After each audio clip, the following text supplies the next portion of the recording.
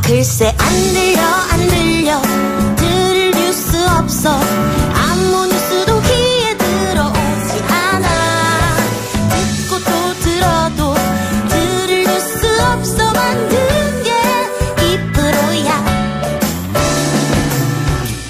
이동영의 뉴스 정면 승부.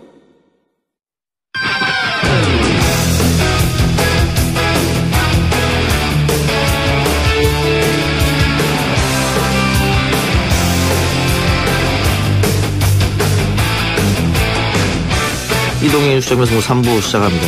이 시간에 야구 이야기하는 시간이죠. 주간 야구 브리핑 조인성 캐스터 나왔습니다. 어서 오십시오. 안녕하십니까. 자, 결국 키움이 한국 시리즈에 진출했네요. 네, 맞습니다. 키움이 LG와 SK를 꺾고 2014년 이후 5년 만에 한국 시리즈에 진출했습니다. 올 시즌 2게임 차로 리그 3위를 기록하면서 아쉽게 정규리그 우승을 놓친 키움인데요. 하지만 포스트 시즌 이 준 플레이오프에서 LG에게 3승 1패 그리고 플레이오프에서 SK에게 3연승 이렇게 완파를 하면서 한국 시리즈에 진출하게 됐습니다. 예, 의외로 SK가 약했다. 예. 왜 그랬을까요?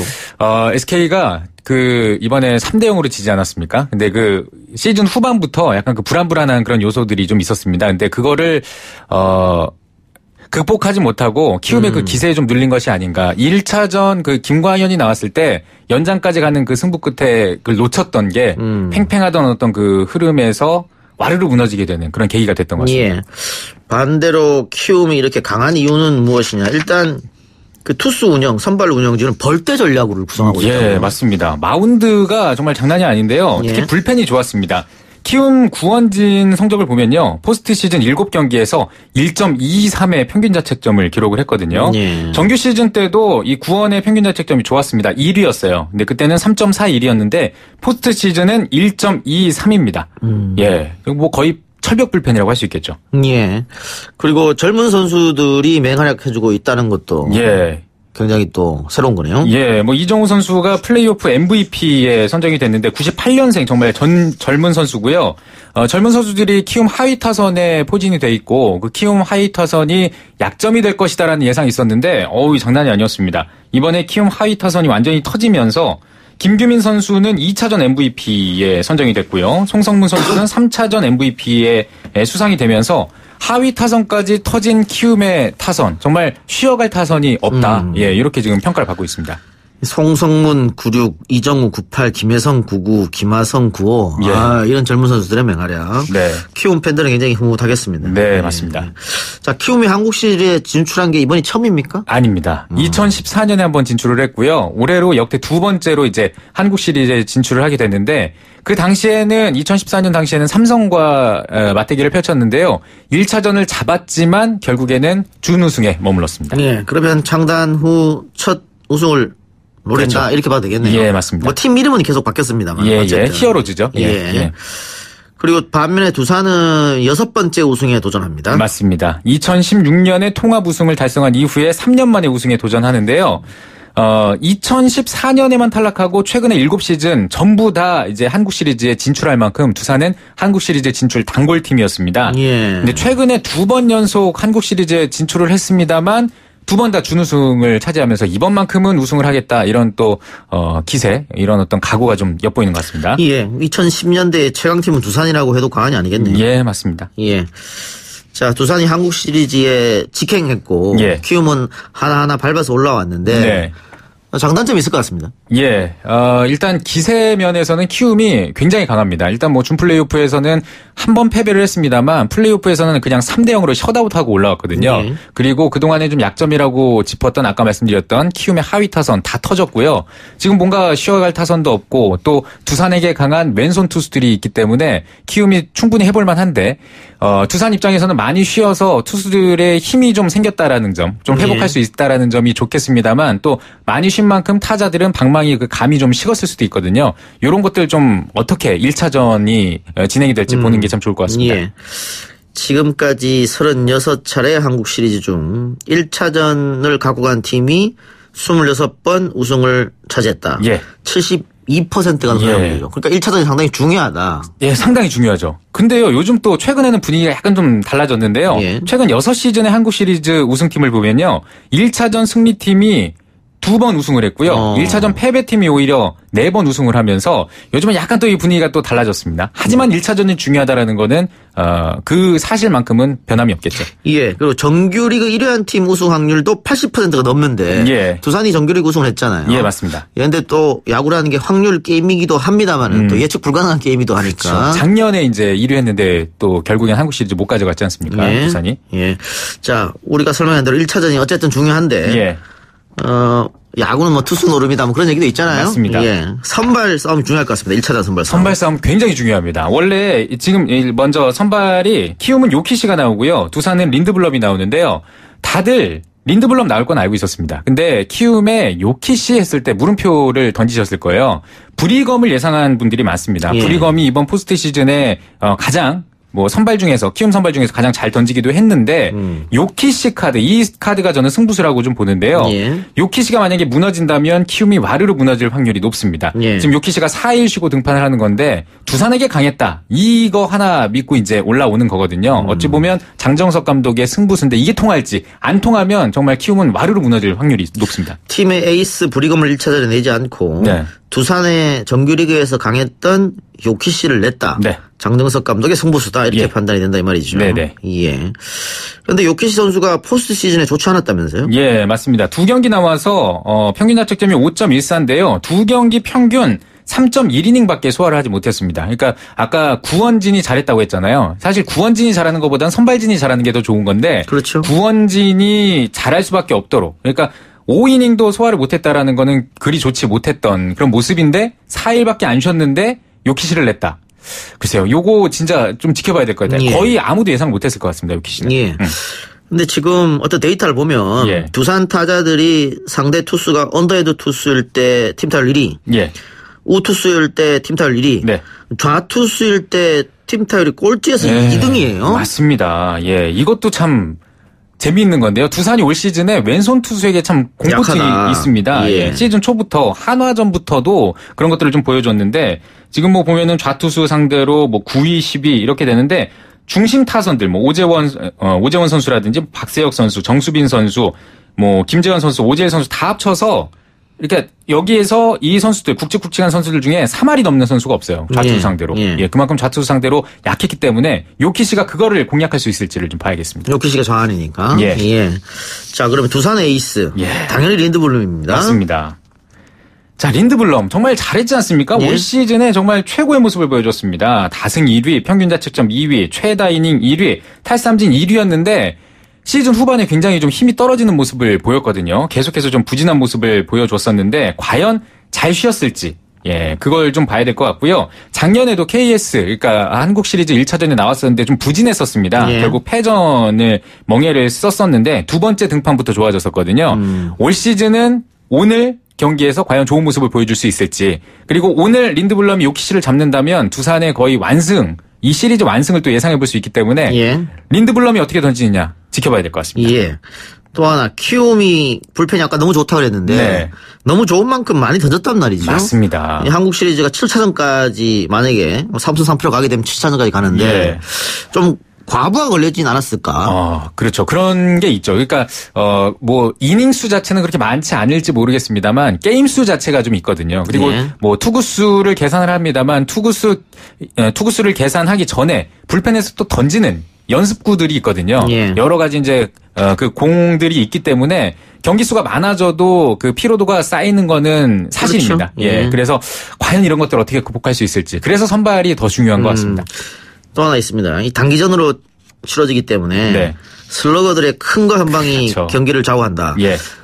박병호 선수와 김재환의 대결 이것도 네. 관심거리입니다. 예, 박병호 선수가 두산 상대로 5홈런을 쳤습니다. 예, 두산 상대로 정말 강한 모습을 보여줬고 또 김재환 선수도 약간 부진하다 합니다만 키움 상대로는 또 3할이 넘는 타율을 보여주고 있거든요. 양 팀의 4번 타자가 또 어떤 또 대결을 펼치는지도 지켜봐야 될 것 같습니다. 1차전 정말 재밌을 것 같습니다. 알겠습니다. 오늘 좀 지켜보고요. 예. 지금까지 조진성 캐스터였습니다. 수고했습니다. 고맙습니다. 이동영의 뉴스 정면 승부 청취자 여러분 안녕하십니까? 이동영의 뉴스 정면 승부에서 기염을 담당하고 있는 이동영의 뉴스 정면 승부 마스코트 박준 변호사입니다.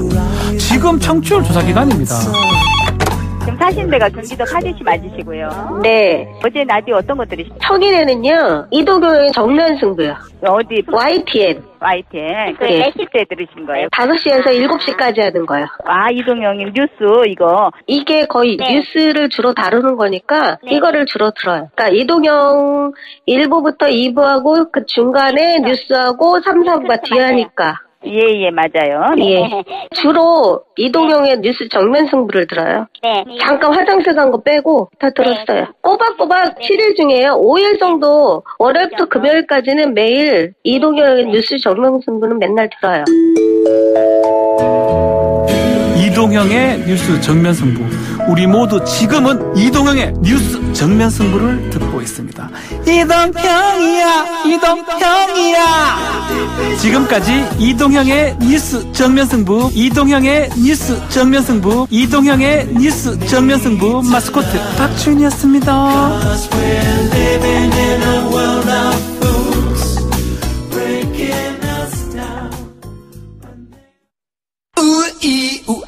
Ting-tang, walla walla bang bang. Ooh ee ooh ah ah. Ting-tang, walla walla bang bang. Ooh ee ooh ah ah. Ting-tang, walla walla bang bang. Ooh ee ooh ah ah. Ting-tang, walla walla bang bang. Do do do do do do. 대한민국 시사개보수 시간이 돌아왔습니다. 바른미래당 이준석 최고, 박지원 변호사, 개그맨 강성범 씨, 어서 오십시오. 안녕하세요. 이준석 최고가 당 윤리로부터 직위 해제. 아니, 최고라고 부르면 안 되겠네요. 마음대로 부르십시오. 네. 최저로 불러도 되고. 우리 준석 동상인데요. 아, 전 최고라고 부르라고요? 전 최고? 그렇군요. 당비는 좀 적게 되겠죠? 당비를 그러니까 내일 아마 당비에 대해서 아마 재밌는 사건이 터질 테니까 개봉박두 기다리고. 뭐 있구나. 미리 좀 알려주면 안 돼요? 미리 알려줬잖아요 방금. 구체적으로. 네. 뭐 그냥 그런 거 있어요. 네. 그래요. 자, 근데 지금 직위 해제 중징계 결정 이유가 지난 3월 청년 전 정치학교 입학식 뒤풀이에서 안철수 전 의원에 대해서 비방을 했다 이건데 지난 3월에 있었던 일이 왜 지금 이 문제가 됐을까요? 그러니까 지난 3월에 제가 이제 라디오 마치고 저희 청년 정치학교라는데 뒤풀이 한다 그래가지고 저한테 꼭 와달라고 해서 갔거든요. 그래서 이제 한 4-5명씩 이제 테이블에 앉아가지고 맥주 마시는 자리였는데. 바른미래당? 네, 사석이에요. 그러니까. 그런데 거기서 뭐 이런저런 얘기가 제가 뭐라 그랬냐면은 안철수 대표가 이번에 귀국을 하면은 들어올 때 4차 산업혁명이나 뭐 그런 얘기를 하면서 들어오면은 들어오자마자 비읍시읒 되는 거지라고 제가 얘기했어요. 예. 근데 그걸 이제 안철수는 비읍시읒이라고 했다고 이제 징계를 내린 건데 사실 뭐 제 입장에서는 사석이라는 공간에서 있었던 걸 누가 녹취했어요, 대화를. 네, 녹취를 통해서 이제 징계를 했다는 것이기 때문에 정치 참 무섭구나라는 걸 알게 된 계기였다. 이 정도로 생각하고 5월 달에 저한테 윤리위에서 저한테 아무 문제 없음 판단을 내려서 저한테 그 통보서도 있어요, 저한테. 그런데 손학규 대표께서 윤리위원장을 교체하셨어요, 최근에. 그 다음에 다시 이제 재심의를 해가지고 심의를 해서 중징계 때렸으니까 뭐 여러모로 논란이 많은 어떤 그런 징계인데 어차피 뭐 다들 아시겠지만 저희가 지금 뭐 손학규 대표 체제를 인정하지 않고 있기 때문에 뭐 그게 뭐 징계 받든 말든. 이게 손학규 대표가 안철수 전 의원한테 손 내민 거 아닙니까? 뭐 내밀었다 볼 수 있죠. 강성범 씨가 정확히 짚었는데 저한테 이번에 최고위원직 징계랑 더불어서 노원병 지역위원장도 내려놓으라고 징계를 내렸거든요. 근데 그게 이제 안철수 대표한테 보는 러브콜이다 이런 얘기가 있는데 뭐 우리 변화혁신 모임 그 변혁이라는 비당국파 모임에서 안철수계와 유승민계 갈라치기 위해서 하태경 징계, 이준석 징계, 지상욱 고소, 그리고 과거 이현주 징계까지 해가지고 뭐 그냥 꾸준한 움직임이기 때문에 정치적인 판단을 받아들여야죠. 지역위원장 자리까지 내놔라 하는 것은 뭐 나가라 하는 거 아닙니까? 근데 뭐 어차피 뭐 저는 그 전에 손학규 대표가 나갈 거라 생각하기 때문에. 그 전에요? 네. 근데 유승민 의원이 12월에 신당 창당사를 언급했던데요? 뭐 그거는 당연히 우리가 먼저 첫 번째 목표는 손학규 대표의 퇴진을 목표로 하는 것이고 그게 안 되면 뭐 당연히 다른 길을 찾아야죠. 근데 그 시기가 뭐 12월일 것이다라는 얘기를 유승민 대표가 이제 언제 한 건데 지금은 싸워야죠. 손학규 대표 나갈 생각이 없는 것 같은데요?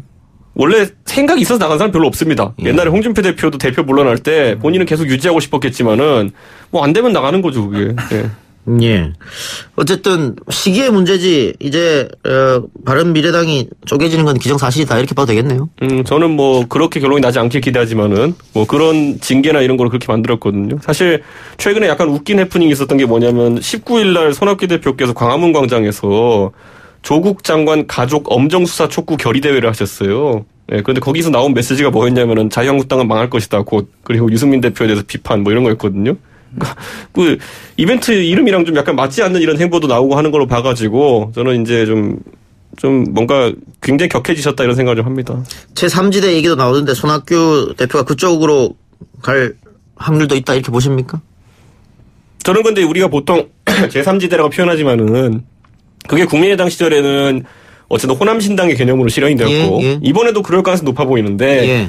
그때는 솔직히 호남신당이 파괴력이 셌던 이유는 안철수 대표라는 굉장히 신선한 대선 주자가 있었기 때문인데 이번에는 안철수 대표가 같이 그쪽과 함께 할지도 불투명하고 예. 무엇보다도 뭐 예전과 같이 친노 친문이 민주당에서 배척당하는 그런 시기인가에 대해서도 저는 아니 민주당이 그러니까 호남에서 배척당하는 시기인가도 저는 약간 다르다 이렇게 보기 때문에 예.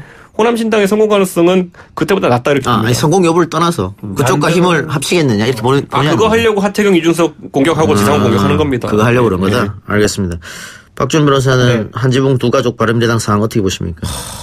참 안타깝기도 한데 결국은 그 뿌리라는 게 있잖아요. 예. 뿌리대로 가는 것 같다는 생각이 듭니다. 예. 예전부터 이 당이 만들어질 때부터 뭐 오래 가면 뭐 좋은 정당이 될 수 있지만 2년보다는 뭐 중간을 이렇게 극중이라고 뭐 얘기를 하면서 결국은 선거가 딱 생기니까 자신의 위치로 다시 돌아가는 뭐 그런 상황이라서 결국은 뭐 중간지대, 제3지대 정당이 실패했다 이렇게 그러면 역사적으로 평가가 될 것 같아요. 지금 유승민 의원을 비롯한 하태경, 이준석 의원들은 전부 다 자유한국당과 힘을 합칠 거다 이렇게 보는 거예요? 아닙니까? 이준석 전 최고위원님. 뭘 원하십니까? 원하는 거 아니고 저는 국민의 뜻을 따르겠습니다.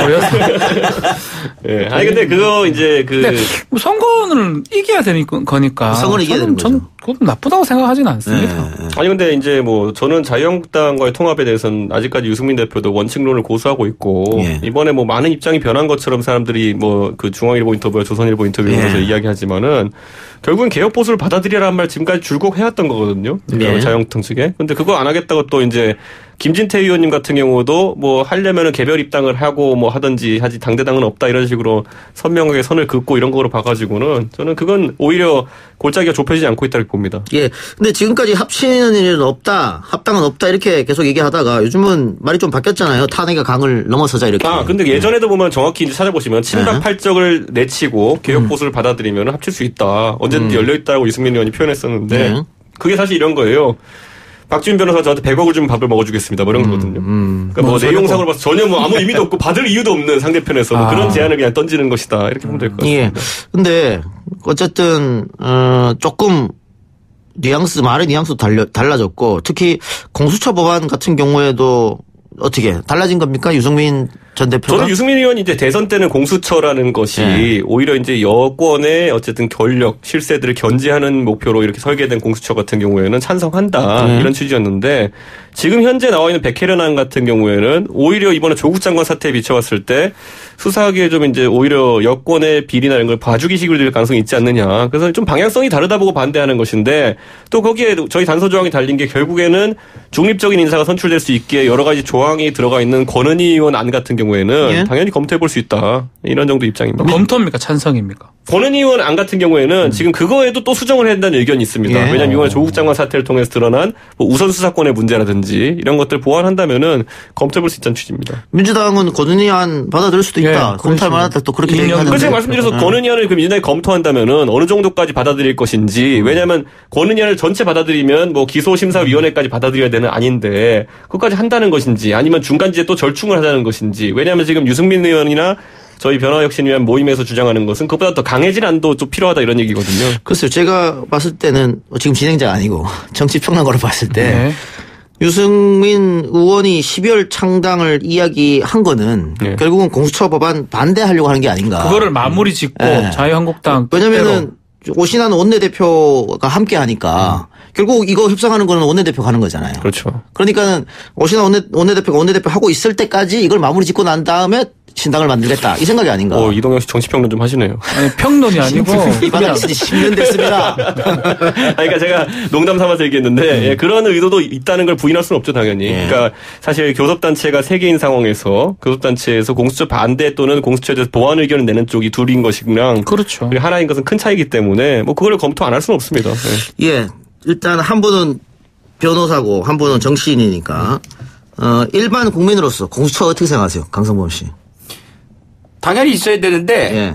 이거 안 될 거려? 네. 이거 무슨 방안을 내놓고 어떻게 하겠다, 니들 얘기 다 받아주겠다 해도 안 될 거려? 왜냐하면 이 공수처가 중요한 게 아니고 지금 이 대한민국 입법부는 입법도 중요한 게 아니고 민생도 중요한 게 아니고 예. 다가올 총선에 자기가 당선이 되느냐 안 되느냐가 가장 중요한 사항 아닙니까? 예. 그러니까 뭘 해도 이게 공수처 처리만 되면은 청와대하고 민주당 쪽에 지지율이 올라갈 거 아니에요. 어떻게 됐든. 그게 싫은 거지 공수처가 싫은 건 아니라고 봐요.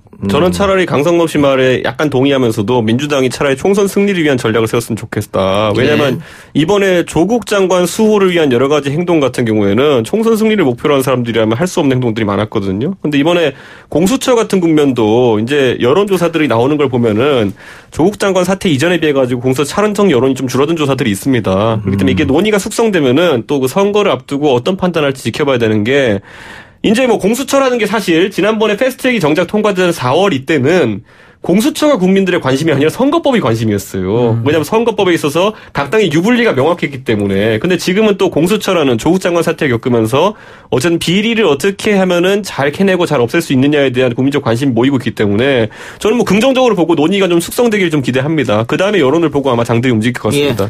예. 저는 근데 이 얘기는 하고 싶은 게 아까 예. 이 전체국 의원 얘기했는데 민주당에서 또는 청와대에서 총선의 전략을 잘못 세우고 총선을 위한다면 그렇게 하면 안 됐다라고 말씀하셨는데 예. 정확한 지적입니다. 총선 보고 했으면 그렇게 했겠습니까? 안 했겠죠. 빨리 정리하고 이게 돌아서는 민심들 수습을 했겠죠. 근데 그만큼 검찰 개혁을 소중하게 생각했기 때문에 끝까지 밀어붙인 것 같아요. 예. 답변 말 듣고 저는 뭐 두 분은 좀 부정적으로 보는 것 같은데 지금 이 정도 왔으면 공수처 법안 비롯해서 검경수사권 조정까지 두 법안이 저는 통과가 될 가능성이 높지 않을까. 어떤 식으로든지 통과가 안 되면 여당이 상당히 안 좋아지거든요. 예. 아마 바른미래당이 뭐 협조를 해줄지 모르지만 어떤 그런 절충안을 통해서 전 통과될 거라고 생각이 듭니다. 근데 어차피 이제 나중에 가면은 어느 정도 시간 지연 이후에 본회의에서 필리버스터 실력 경쟁이 될 겁니다. 아마. 알겠습니다. 이 광고 듣고 와서 계속 이야기 이어가겠습니다. 뉴스 신동 이 작가와 함께하는 비포장 뉴스 해학 뉴스 정면 승부. 네, 3부에 이어 4부 계속 토론 이어가겠습니다. 그 전에 전할 말씀이 있는데요.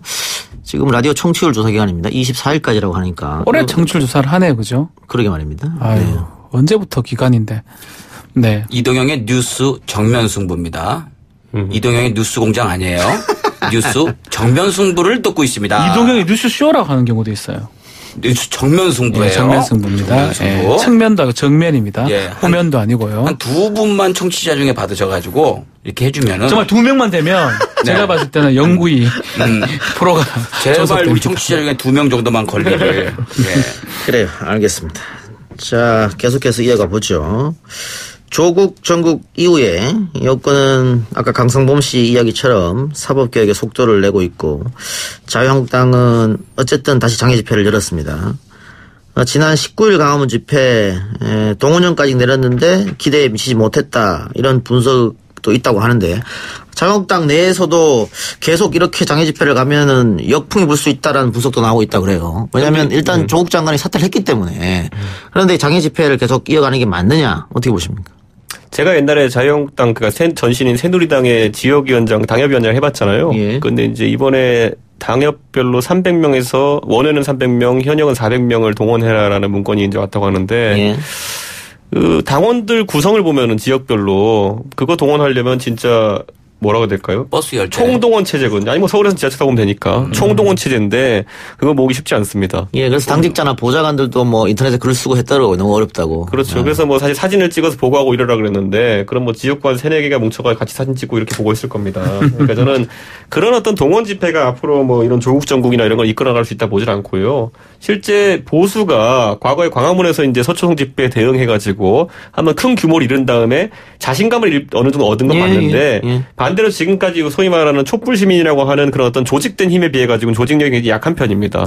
동원력이나 그렇기 때문에 이 길이 나의 길인가 이런 식으로 황교안 대표가 가기 시작하면요, 저는 생각보다 좀 민망한 상황이 나올 것이다 이렇게 봐서 저는 오히려 보수 진영은 보수 진영 다 와야 되는데 이 광장의 정치를 보수의 정치 영역으로 끌어넣으려고 하는 것은 뭐 준비된 시도도 아니고 조국 장관 사태로 인한 우발적인 지금 상황들인데 너무 지금 오판을 하는 것이 아닌가 이런 생각합니다. 그래서 저도 전략 미스가 아니냐 이런 질문이었거든요. 안타까워요. 결국은 보수 어떤 정당에서 이게 한두 번 정도는 먹힐 수가 있지만 뭐 계속적으로 이 집회를 통해서 어떤 것을 이루어내기는 어렵고 결국은 돌아와서 대안을 제시를 해야 될 것 같아요.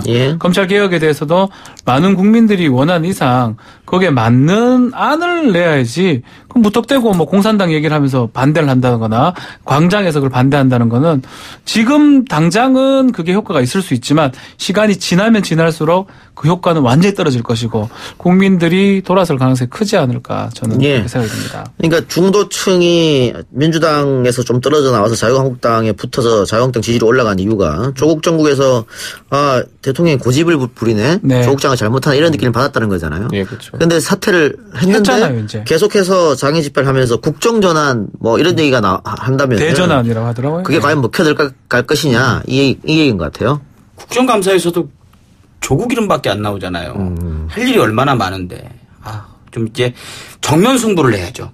이동영의 뉴스 정면 승부가 있듯이 정면 승부를 해서 이제 정책 가지고 승부를 할 때가 됐는데 계속 이거 물고 늘어지다가는 국민들 진짜 싫어할 거요. 예전에 우리 생각해보면 댄스 가수들이 90년대 후반에 아니면 2000대 초반에는 전부 다 립싱크였거든요. 왜냐하면 격렬한 안무를 하면서 노래 못 불러요. 근데 지금 자유한국당이 이번에 조국 장관 사태로 인해서 낸 정책들을 보면은 뭐 정시 확대 이런 것 같은 정책적인 면도 있거든요. 근데 장애 집회는 뭐 이 전통적으로 다소 선동적일 수밖에 없고 격렬한 구호가 나오는 곳인데 그렇게 격렬한 구호를 통해서 국민에게 정책을 선전한다? 쉽지 않을 겁니다. 그러니까 뭐 이게 적절하게 하려면은 노래를 대중에게 선보이시키면은 안무를 줄여야 되는 것이고 안무를 선보이고 싶으면 립싱크 해야 되는 겁니다. 근데 그게 지금 안 되고 마이크 잡고 노래 부르면서 지금 안무하려고 하니까 이게 둘 다 이상한 상황이 나오는 겁니다. 둘 다 할 수 있는 실력이 되면은 하면 되는데 그것도 좀 부족한가 봐요. 강성업 씨는 아무리 노래 실력이 뛰어나도 안무하면서 가창력 선보일 수 있어요? 요즘 잘하는 친구들 그렇게 연습해가지고 하니까 그 얘기한 거예요. 민주당도 잘해야 될 것 같아요. 지금 상황에서 검찰 개혁을 제가 계속 얘기를 하지만 제대로 이끌어내지 못하면 뭐 다 떠날 가능성이 있고요. 지금 우리 옆에 있는 우리 이준석 전 최고위원이 그런 공간들을 이제 보고 있지 않을까. 양당이 잘 못하는 공간을. 저랑 하태경은 요즘 막 롤 게임에 있어서 해가지고 뭐 이런 거 저희가 보고 있어요. 영역이 다릅니다 요즘. 그 아까 우리 공수처 얘기했는데 과거 자유한국당 의원들 중에서도 공수처 찬성하는 의원들이 있었거든요. 조금. 그렇죠. 이해창 의원이. 근데 지금 한 명도 없어요. 그러니까 그게 무엇 때문에 입장이 바뀌었을까? 뭐 조국 때문에 입장이 바뀌었을까? 아니면 지도부가 너무 강성해서 바뀌었을까? 아니면 선거가 이제 얼마 안 남았기 때문에 지도부에 반하는 이야기를 했을 때 내 공순위 보장을 못 받기 때문에 스탠스를 바꿨을까?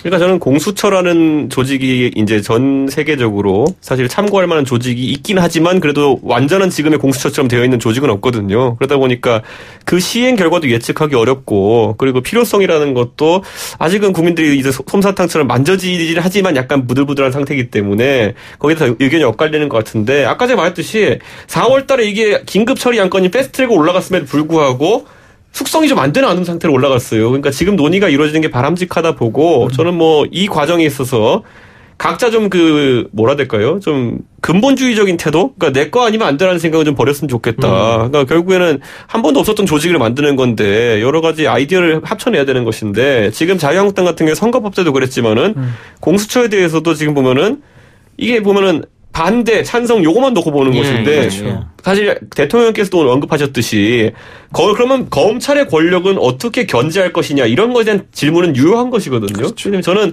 그런 것들을 같이 버무리면 좋을 텐데 지난번에 선거법 때 비례 없애고 207적 하자 이런 것처럼 그냥 약간 싸우자는 식으로 달려들면은 이거는 숙성이 안 됩니다 법안이. 이게 좀 뭐 논거를 돼야 되겠죠. 근데 뭐 공산화가 되니 조국 전 장관 일가 수사를 거기서 하니까 안 되니 이런 사실 비약에 가까운 논리 전개는 맞지가 않는 거거든요. 아마 제가 기억하는 거는 곽상도 의원 정도가 이전부터 반대를 했는 걸로 제가 알고 있습니다.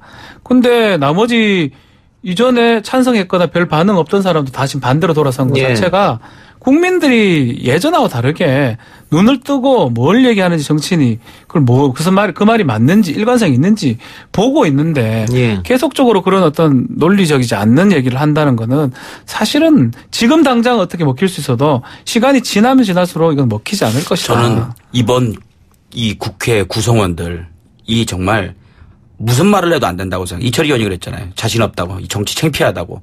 빨리 지금 내년 총선에서 사람들 좀 바뀌어야지. 저는 정말 이렇게까지 서로 타협 안 하고 이러는 예. 양당은 처음 본 것 같아요. 근데 강성범 씨 항상 그런 격언 있잖아요. 무슨 차 가고 무슨 차 온다. 조금은 나으리라는 기대감으로. 항상 그래서 우리가 그 차를 보내고 다음 차를 기다리는 건데. 조금 더 젊은 사람들로 생각 좀 열려있는 예. 사람들로. 지금 이준석 최고 말처럼 양진영이 치열하게 대립해서 그 여론조사도 3월 달에 여론조사, 공수처의 여론조사하면 6대3으로 찬성이 많았거든요. 예.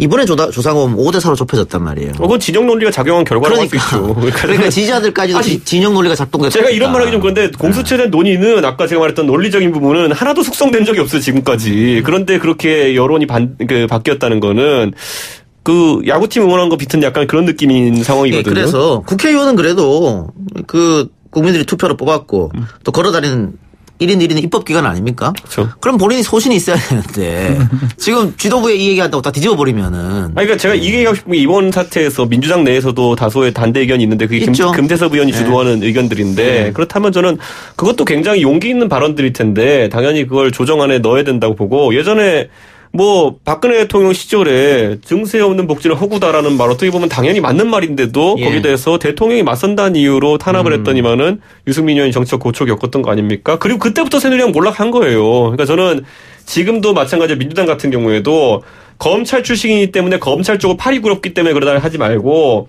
검찰 출신이니까 검찰을 잘 아니까 저런 얘기를 할 수도 있구나라는 관점을 접근하면은 저는 민주당 내에서도 조정안이 나올 수 있다 봅니다. 전 자한당이 이렇게 표에 메모리 돼가지고 이런 저 행동을 왜 할까라는 건 공천을 받기 위해서인 것 같다는 생각이 들 때가 많아요. 왜 그러나 가만히 생각을 해봤더니 지금 지도부가 뭐 짧은 생각이지만 지도부가 어떤 기준을 가지고 공천을 할지를 다 모르는 것 같아요. 그러니까 일단 줄대고 보자. 일단 잘 보이고 보자. 오늘 이 생각에 그러는 거 오늘 아닌가. 기준이 나왔어요. 뭐예요? 패스트트랙 때문에 수사받는 의원들 공천 가산점 주겠다. 조만간 민주당 있다 하겠는데? 아니 그분들은 진지해요 진짜. 왜냐면 당을 위해서 헌신한 분들에게 공천 가산점 주겠다. 이게 이제 그 팀의 논리가 되는데. 그게 말이 됩니까? 예, 알겠습니다. 예. 저한테 물어보지 마세요. 유승민 의원 얘기가 다시 나왔으니까. 박지원 변호사 고향이 대구잖아요. 네. 최근에 유승민 의원 지역구에서 여론조사를 했는데 상당히 좋지가 않아요. 상당히 좋지 않은 결과가 나왔습니다. 유승민 의원에게는. 그 아까 얘기했던 증세 없는 복지는 허구다 얘기했다가 배신자 프레임이 그때부터 빠졌다고요. 그렇죠. 그 지역에 아직도 그 배신자 프레임이 먹혀 들어간다 이런 분석이 있던데 맞습니까? 그렇죠. 지역 같은 경우 저도 뭐 자주. 대구 내려가면 멱살 잡힌다면서요? 제가 왜요? 정치인이 아니기 때문에.